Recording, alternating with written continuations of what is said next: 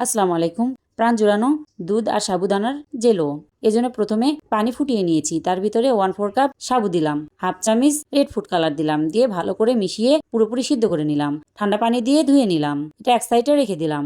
এবার একটি পাতিলে 3 কাপ লিকুইড দুধ নিলাম, তার ভিতরে হাফ কাপ চিনি দিলাম। এবার একটি বাটিতে কিছুটা পানি নিয়েছি, তার ভিতরে 3 চামচ আগার আগার পাউডার দিলাম, ভালো করে মিশিয়ে এক সাইডে রেখে দিলাম। এবার হাঁড়িটা চুলাতে বসিয়ে দিলাম, এর ভিতরে 1 প্যাকেট গুঁড়া দুধ দিয়ে দিলাম, ভালো করে মিশিয়ে নিলাম। বলক উঠে আসলে 1 মিনিট একটু জাল করে নিলাম, এর ভিতরে সিদ্ধ করে রাখা সাবুদানাগুলো দিয়ে দিলাম, দিয়ে ভালো করে মিশিয়ে জাল করে এর ভিতরে আগার আগার পাউডার দিয়ে দিলাম, আবারও 1 মিনিট জাল করে নিলাম।